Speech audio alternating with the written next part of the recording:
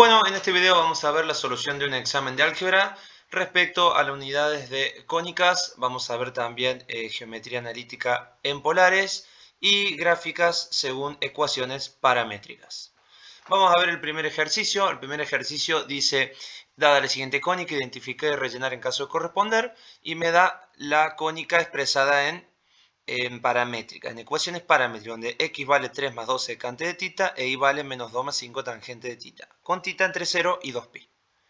Si recordamos la teoría de ecuaciones paramétricas, el que quiera dar un repaso se lo dejo al link para que pueda ir a ver ese video, pero en el caso de una hipérbola, la relación que existe entre la ecuación cartesiana y la paramétrica está dado por estas ecuaciones, en donde x yo lo expreso como el centro más el eje real secante de t, ¿sí? Es decir, la que tiene la función trigonométrica secante corresponde a la variable que tiene el eje real, y la que tiene la función trigonométrica tangente corresponde al que tiene el eje imaginario. Entonces de acá yo puedo mirar que el primer término va a corresponder al centro y el término que acompaña a la función trigonométrica va a ser el semieje real. Si comparo con lo que me dieron, diría que el centro está en 3, ¿bien? Y el semieje real es 2. Está bien que acá lo escribiría como 2 al cuadrado. En el caso de y lo mismo, el centro está dado en menos 2 y 5 va a ser el semieje imaginario, que al cuadrado me va a dar 25. Con esta información, entonces yo podría escribir la ecuación como x menos 3 al cuadrado sobre 4 menos y más 2 al cuadrado sobre 25 igual a 1. Si yo represento la cónica en ecuaciones paramétricas, acá se puede ver que está escrito 3 más 2 secante de t y acá menos 2 más 5 tangente de t. Voy a ver que efectivamente corresponde a una hipérbola. Vamos a analizarla en profundidad. Su centro, como dijimos, está en 3 menos 2. Semieje real es 2. Semieje imaginario es 5. Semieje mayor y menor no tiene por qué ser una hipérbola. Digamos, tendría si correspondería a una elipse. La distancia focal es la raíz de la suma de a cuadrado más b cuadrado, que es raíz de 29. Y la condición general para la cónica, recuerden, yo tengo una expresión general de las cónicas. Para que sea una hipérbola, el producto de a por b debe ser menor a 0.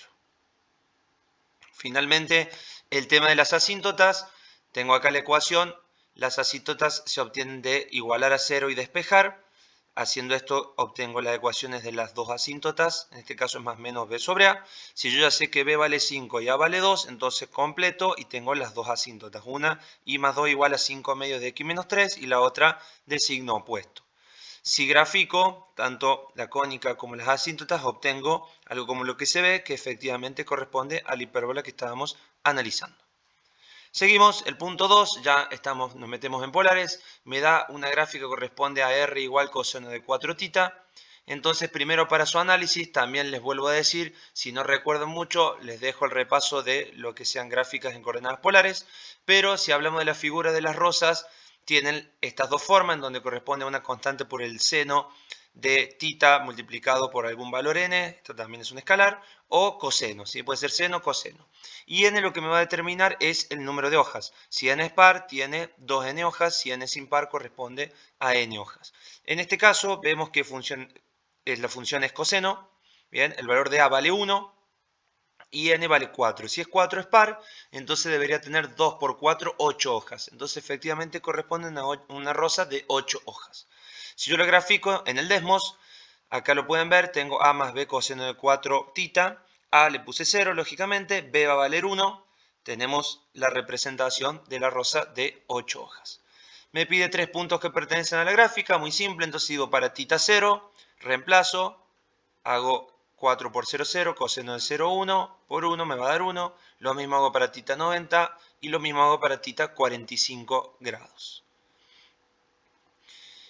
Seguimos con la práctica. En el punto 3 nos da una superficie y vamos a ver que en este caso tenemos que responder un par de preguntas. La primera es identificar a qué superficie se trata. Vamos a hacer un análisis. Al no ser lineal en las tres variables, entonces no es un plano, vemos que ya es cuadrática, entonces va a corresponder a una superficie en cuestión. Vemos que los tres valores son cuadráticos, por lo tanto no responde a paraboloides. Vemos que todos sus signos son iguales, por lo cual no responde a hiperboloides. Y vemos además que sus semiejes son distintos, por lo cual no corresponde a una esfera. Entonces estamos hablando de un elipsoide. Su centro está dado en 0, 0, 0, ¿está bien?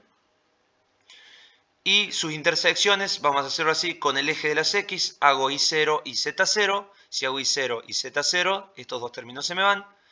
Despejo de acá X, paso el 9 multiplicando, le saco la raíz y me da más menos 3. Son los dos puntos que determinan vértices del elipsoide. Respecto al plano XY o al plano Z0, entonces lo que hago es la intersección con el plano Z0, hago Z0 acá y lo que obtengo es una elipse. Una elipse que se ve reflejada acá en el plano del piso de la gráfica de GeoGebra. ¿Es de revolución? La respuesta es no, porque los cortes no me dan circunferencia, sino que me dan elipse. ¿Es cilíndrica? La respuesta es no, porque están las tres variables presentes. Recuerden, superficie cilíndrica es en dos de las tres variables.